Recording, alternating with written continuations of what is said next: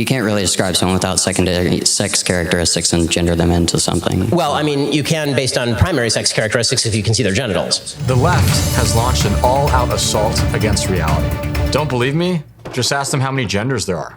Better yet, ask them how many sexes there are, because gender is, in my view, a nonsense made-up term that was popularized by academics in the 1960s. Regardless, the point still stands. They do not believe in the idea of male and female. Except for in the case when it's, a transgender person, I guess a male can become a female and female can become a male. But also there's a whole spectrum and they can become whatever else, and it's all so exhausting and just ridiculous and hard to keep track of. Thankfully for us, we've got some cultural warriors here to set the record straight. One of them being Ben Shapiro of the Daily Wire, who is very well known for his crusade against the absolute craziness of the far left and woke progressive left and the cultural craziness they try to push. So let's get right into the video, guys. But first, everybody, please make sure you like our video, comment, and subscribe to the Resist the Mainstream channel. I'm your host, Arian, and let's get right into it. We cannot fully identify a gender of a person right when we see them, so therefore, I believe that it is not within my own individual liberty to gender that person. Here's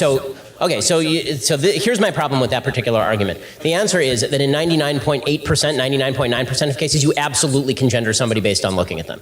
Right. Like really, if you're going to use intersex people as an example of not being able to do that, this does not obviate the biological duality of sex upon which all progeneration is based for all of human history and for all mammalian species. So intersex people do not invalidate the concept of sex as a generality. Intersex people are people who have a biological anomaly. And by the way, in most cases of intersex, those people still manifest as either a male or a female. So the idea that intersex exists does not invalidate the idea that there is a male and that there is a female, or that in nearly all cases, I can tell the difference between a male and a female. Again, I'm not saying, by the way, that if you can show me your chromosomal charts that you are actually not a male, when I say that you're a male, that I should stick with that biological objective standard. Like my perception of you, in other words, is subject to my correct enunciation of an objective standard. So the objective standard, here's the deal. For all of human history, there was an objective standard between male and female. It was, for nearly all of human history, out of partial ignorance and partially because this is usually true, it was out of simply looking at people's genitals and assessing them based on their outward appearance, right? Which is still true for nearly all human beings on planet Earth at all times. Okay. Yeah, that's exactly right.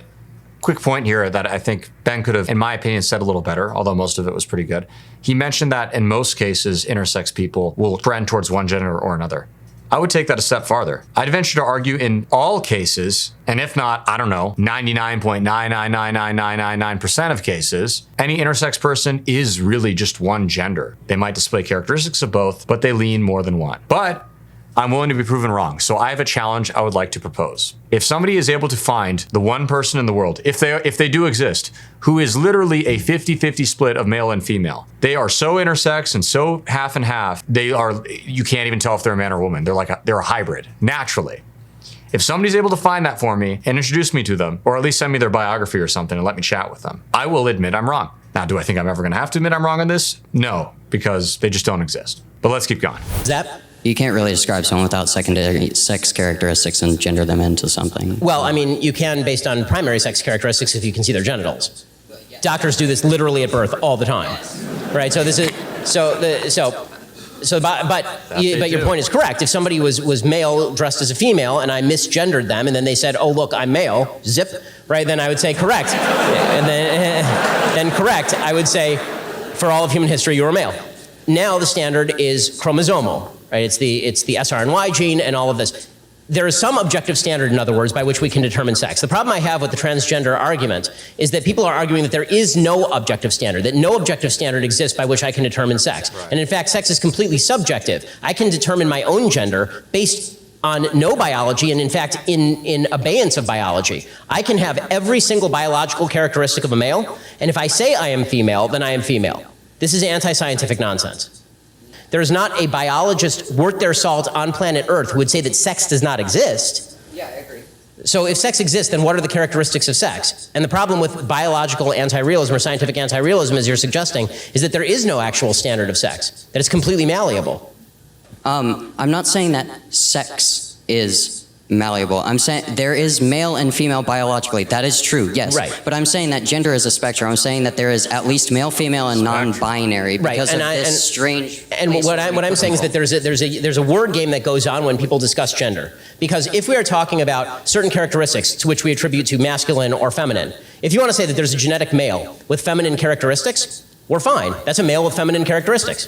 Fine. That's fine. I mean, okay. So you're a man with feminine characteristics. That's cool. Who cares? Okay, but that doesn't make you a woman. In other words, if you're going, what we are now doing is we're playing a semantic game where we say a male with feminine characteristics is a woman. That's nonsense. Or a woman with male characteristics, masculine characteristics, is a man. That's nonsense too. And by the way, it actually ends up misgendering a lot of people who are just butch women or effeminate men. Right? So all of this, so in other words, by trying to separate out gender and sex completely, and then by using terms like male and female or woman and man that are innately connected to sex, what you are doing is deliberately, not you, what people are doing is deliberately confusing the issue such that you get idiocies like Ilhan Omar writing to the Powerlifting Association of the USA saying that a transgender woman who is a biological male should be able to compete against biological women because it is a myth that men can pick up heavier objects than women. That is not a myth, that's called science. Thank you.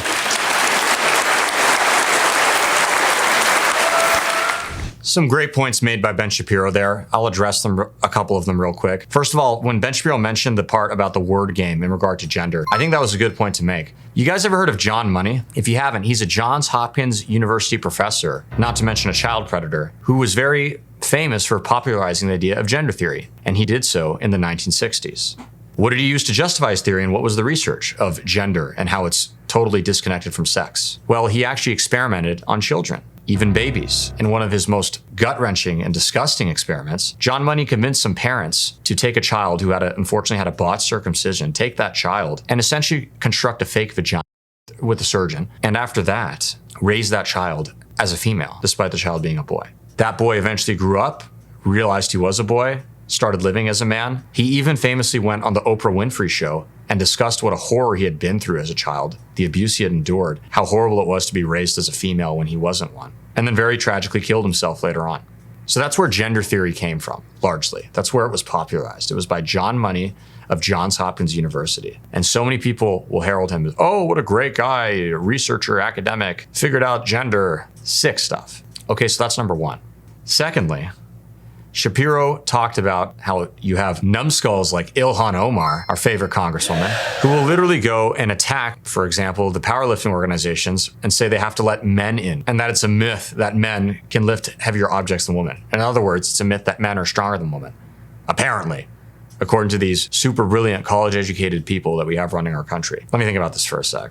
Actually, I don't have to think about it. Let's just look at reality. You guys hear about Fallen Fox? Kind of a weird name, right? Anyways, Fallen Fox is a man who calls himself a woman, or a transgender female, as some would say. He's got a penis, but let's just ignore that. Fallen Fox literally participated in a women's MMA match, multiple of them actually, and one of them, he cracked a woman's skull. So in the name of political correctness, wokeness, leftism, LGBT inclusion, whatever you want to call it, we're literally letting men go and crack women's skulls now. I mean, do I even need to explain why that's crazy? I don't think I do. So with that, guys, thank you so much for tuning in. We hope you enjoyed the video. Please be sure to comment below. Let us know what you liked, what you want to see in the future, and we'll see you all again soon.